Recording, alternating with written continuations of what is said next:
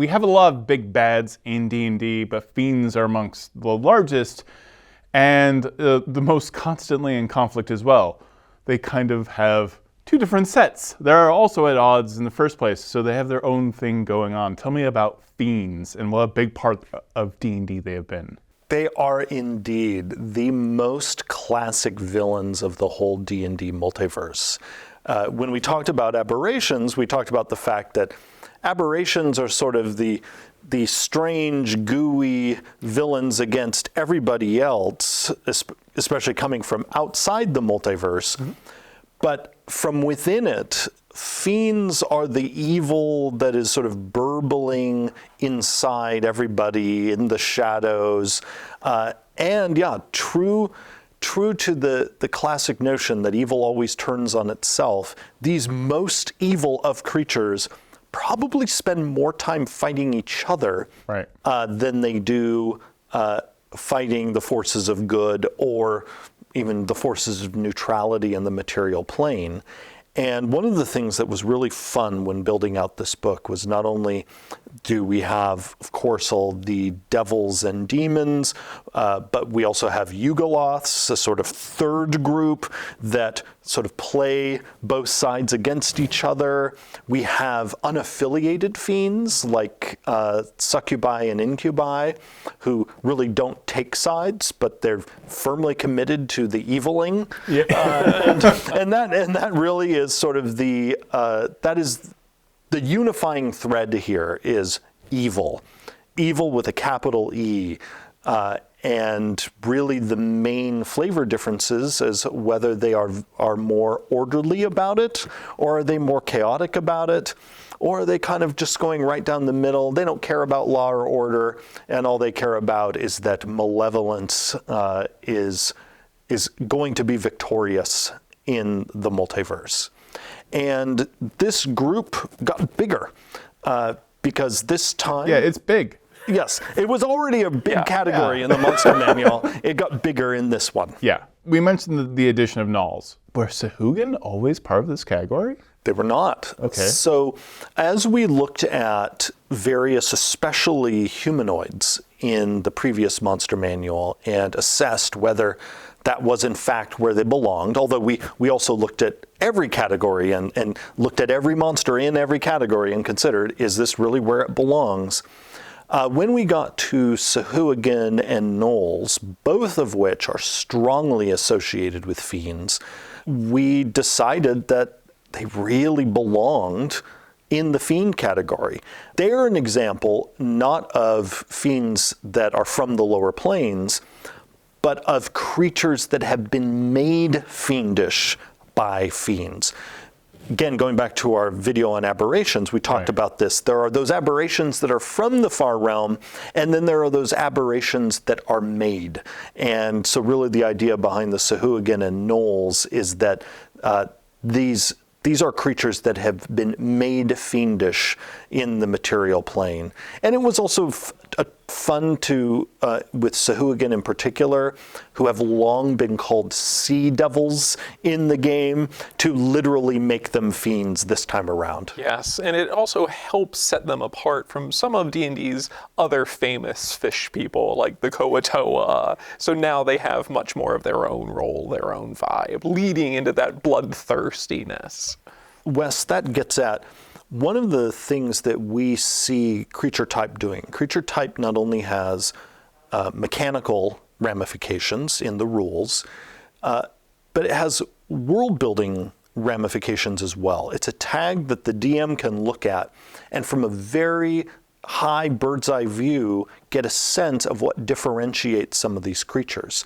And so if the DM, for instance, is looking at a lineup of sort of anthropomorphic animal creatures and sees, all right, there's this sort of this vaguely fish person, this other vaguely fish person, this hyena person, this jackal person, this wolf person. If they're all humanoid, it's really hard from a bird's eye view to suss out story-wise, why does D&D have all these?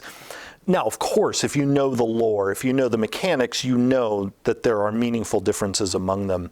But we really wanted creature type to also do some of the lifting in communicating right away to the DM, here's what's different between them. And so, yeah, with Sahuagin and Kuo-toa, it tells you something immediately, that the Sahuagin are fiends and the Kuo-toa are aberrations. That shows that their roots are in different parts of the multiverse. And that also means they tend to feed different types of stories. For those that don't know, what is the key difference between devils and demons? Because I feel like demons just want to tear your face off, and that's their pastime, that's their joy.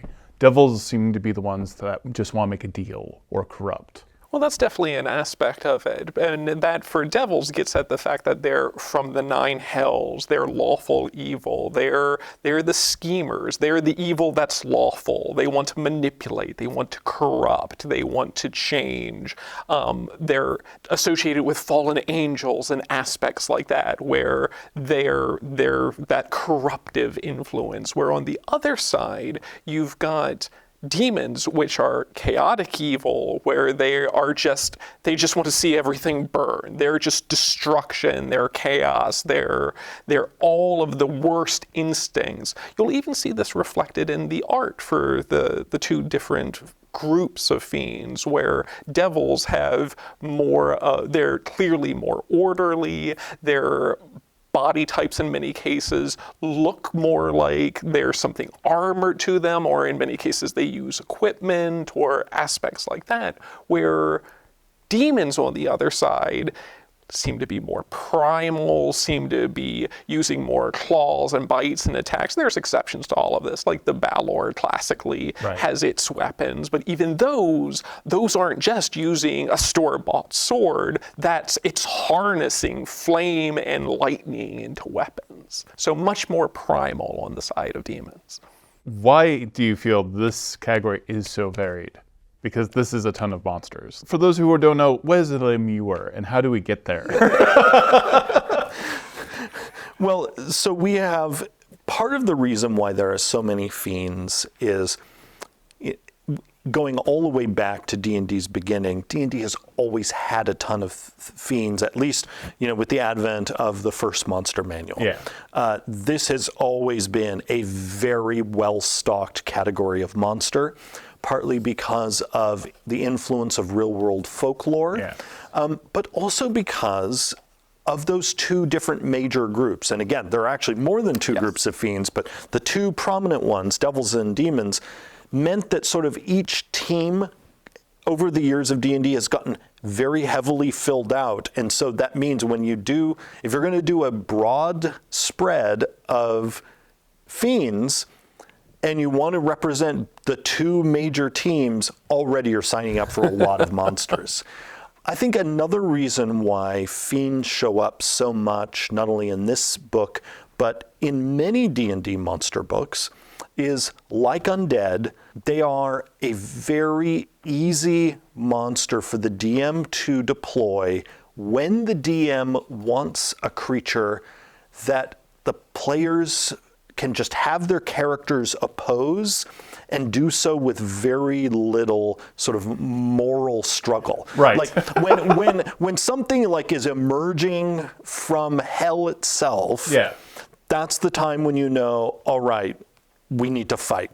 And now, the fight might always be a physical fight. It might be a battle of wits, a moral test. But it is, when you want it to be clear, all right, something deeply wrong is now here. This creature is an embodiment of evil itself. Fiends in many ways are a classic foe in that way. And so it is very easy as a designer to stock a bestiary with fiends, because in many ways a DM is going to get use out of these. Whereas a lot of other creatures, when we create them, we know that they will definitely find a home in some DM's campaigns, but there's always the question of, is this going to show up as a friend? Is it going to show up as an enemy? Will it really even fit in with the world building? Which also then gets at yet another reason why stocking monster books with fiends makes sense for us, is that in pretty much any world you visit in the D&D multiverse, there will be various cultural variations, certain monsters that are present and others that are absent. But a typical D&D world always has a connection to the outer planes, which means the potential for a fiendish incursion. And so these are basically also have the advantage of being useful in pretty much any D&D setting. They're sort of a setting agnostic foe that you can always have show up and be fightable no matter where you are in the multiverse. I do like this idea of what the in-between. And it's something that maybe not everyone is familiar with, but the Yugoloths. Yes. What is their agenda? Because I always have the Blood War in my head, and we have these giant war machines going on, and soul coins being spent, and that constant balance, that back and forth between the demons and the devils, that is frankly keeping the prime material plane safe. But the Yugoloths are interesting.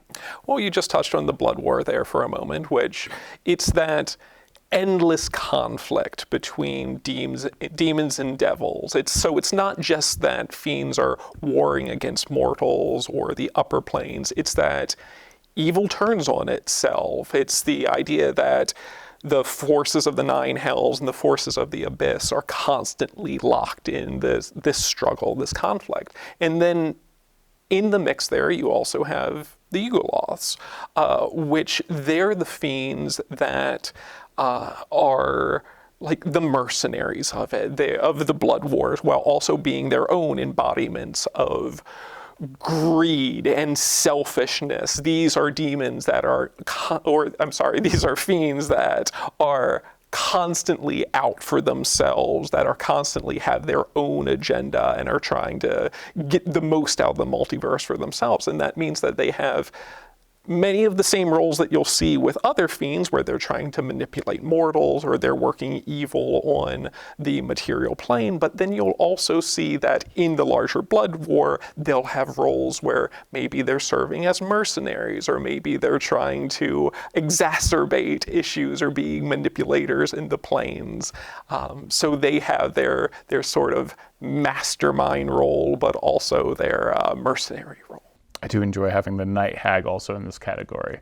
Yeah, and night hags have always been this delightful example of something we've talked about in other videos, of some creatures in certain families change creature type if they spend enough time on a different plane of existence. And so while most hags are fae, night hags are the ones who set up shop in the lower planes and have been harvesting souls for millennia, and they have been so corrupted by being in that, that underworld, that villainous afterlife, that they are no longer fae anymore, and have taken on the nature of the lower planes themselves. We've expanded also a number of the categories. We now not only have the lowly dretch, but a swarm of them. Yes, I saw the swarms. Yes, we now, you mentioned the lemur earlier, and dretches and lemurs are both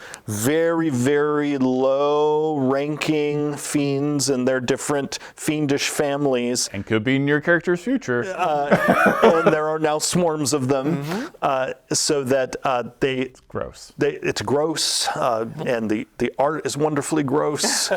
And for anyone who's confused, the lemur here is not the cute little type of simian in the real world. No, it is we can do a comparison video. Yes, this word, this confusing word that sounds like the cute animal from the real world, comes from real world folklore, actually, of a type of very low-ranking fiend.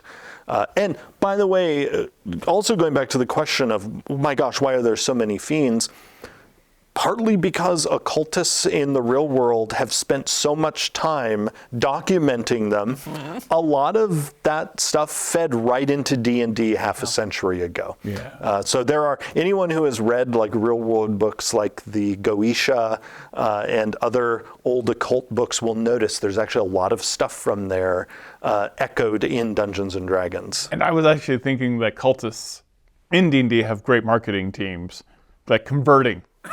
That's right. And getting human souls to turn into this. Well, you just mentioned souls, and Jeremy just called out the lemurs being sort of the lowest of the low. What we've also done is we've pulled in the larvae, which previously were in the Dungeon Master's Guide. Now we've pulled them over into the Monster Manual, and you're not just getting one gross low-level soul maggot. You're getting whole swarms of these damn souls that are potentially on the path to becoming their own. That has fiends. to be an Icelandic heavy metal band. And these soul maggots are specifically what night hags love to shepherd around. Perfect. That's upsetting. Well, so the Lamia is now in this category. So just as the Sphinx moved over into the celestial category, the Lamia moved into the fiendish category. And part of that is, again, as we sort of looked to make sure every creature was in the category it truly belonged in, the Lamia has roots that go to the demon lord Gratst. And so just as gnolls, who are connected to a demon lord, became fiends, the Lamia also became a fiend. This is another case of I'm in love with all of this art because this is so absolutely metal. And you mentioned how different the demon art is from the devil art. But when you're looking at the chain devil, I've never seen a chain devil like that. I've never seen, the bone devil is just terrifying in this. And it feels like its own genre. Again, it feels like this is the moment where the story of your characters is no longer like a Fae story. like you've entered into a different part of the story. And this is something that we spent a lot of time in conversations about, was we wanted people to be able to look at a demon, look at a Yugoloth, look at a devil, and be like, all right, I get that that's of a kind. Oh, that's this wild thing. Oh, it feels primeval. Oh, it's clearly rampaging. Okay, those are more vibes that you would see for a demon, and then having the other ones feel appropriately distinct. Ultraloths are so strange to me. I love the art of this, but like you could be forgiven for thinking this is an aberrant creature. We have the succubus and the incubus. Yeah, we have separated them out into two entirely different fiends. In the 2014 Monster Manual, the succubus and the incubus were the same monster, and incubus was simply the name of the male presenting version of it, and succubus was the female presenting version of it. What we've done now is instead taken those names and tied them to the fiend's function rather than its gender presentation, because part of the story of these fiends is they can actually change how they're presented. Yes. Like they will appear in whatever form is going to most appeal to the mortal they are tempting. And so we really leaned into the fact that in a lot of folklore, the succubus is providing physical enticement, whereas the incubus is invading one's dreams. And so now the succubus can present in, again, whatever way, male, female, or otherwise, to entice somebody. And one of their abilities is they can turn into an incubus, and similarly an incubus that focuses on, like Freddy Krueger, invading your dreams. It can, after a long rest, if it wants to instead operate in the physical realm, transform into a succubus. And so I think this has been a really fun way for us to deepen the lore of this particular fiend mini family of they not only are out to tempt you, but they're now very explicitly there to tempt you pretty much in any realm that you might find yourself in, whether that is the realm of the material or the realm of dreams. And we already mentioned that there is fiendish versions of like the Empyrean. Is another good example of that shifting over. Because and the Empyrean is special in the book in that it appears in two categories. Because each Empyrean, when it is created or born, is allied with either the upper planes or the lower planes. But we also have some absolute classics in here again. We mentioned the Bone Devil, we have the Bearded Devil, which is always very confusing. I don't like anything that has a tentacle beard. The Barbed Devil, which is classic, and Baelor has always been super classic to D&D. We also looked at differentiating some of the fiends better because we felt before they might look very different in their art, but not actually be that different in function. So we've made sure, like as you go through each of the devils, you're going to see a bit more differentiation in how they function. You're also going to see, and we've talked about this with other creatures, things that before might have been a customization option, now has been folded into the stat block in a meaningful way. So one example of that is the Erinyes that before had this sort of iconic magical gear, but it was outside the stat block. And now that's worked into the stat block to make it easier for the DM to have these iconic elements really see play. And the Cambions typically are like the very mustache twirling devils. Well, they're not devils necessarily. Oh, okay. A Cambion can be the offspring of a demon or a devil. The Cambions are also one of the fiends where we wanted to broaden the options for how a Cambion might come about. So certainly a Cambion might be an offspring of a fiend, but then it also might be infused with fiendish power in a different way. And there's a whole table of suggestions with how you might be able to work one of these sinister critters into your stories. Ah, yeah, Kazame. Sorry, I was listening to you. However, giant mosquito horse is always terrifying. Kazame. But that's an important distinction of the Cambion. Mm-hmm. But this artwork is like distracting.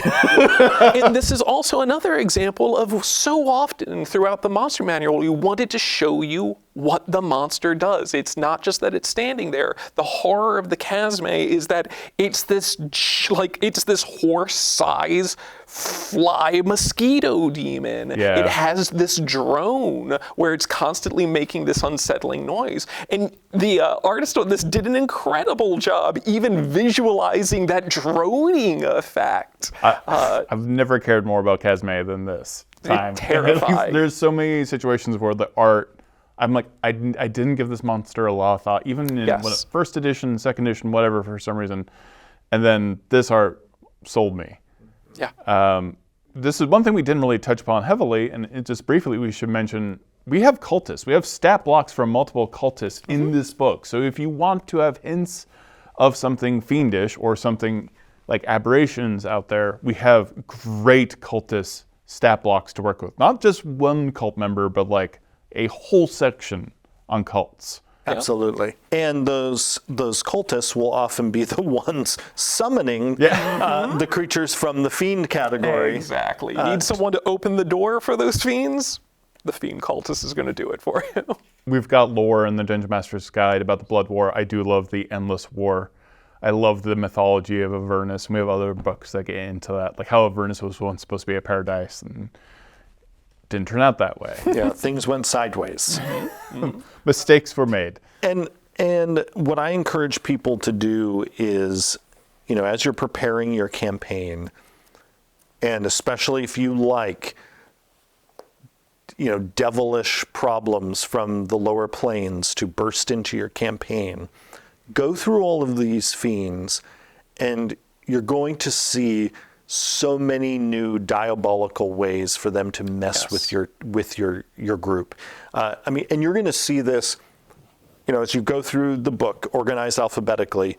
You're going to see this with the very first fiend in the book, the Arcanoloth, who And I mentioned earlier that with many of the higher CR fiends, just with higher CR creatures in other categories, we've added new mechanical twists. Well, one of the critical new twists with the Arcanoloth is that Arcanoloths, who are the scholars of the Yugoloths, and in many ways like the record keepers of the Blood War, now have this book, and watch out because they could trap you in that book. If you decide you want to mess around, you might find out you're now trapped in the Arcanoloth's book for the rest of your life. And we wanted to bring new, scary touches like that to the creatures in this category that really is the home for many of the most sort of horror-tinged of our creatures, along with the creatures in, of course, the undead category and the aberration category. And some people might not know, I mean, there are 9 hells, and they can be very difficult to get around because so many of the mounts there are nightmares. I was wondering when it was going to happen. When was the hell mouth going to open and the pun was going to ride out? Yeah. Thanks for watching our video. I think they're laughing just because they're going to kill me later. Yeah, this is all going to be fun and games. Once we're done with this series of videos, I think there's going to be some kind of cult sacrifice of different kinds. This is how you become a larva. Yeah. This is how it happened. These are the sins that one commits on their way to becoming one of these lower rank fiends. Yeah, I'm definitely I've gotten too many points in this one. Thank you so much for talking about fiends. Thank you.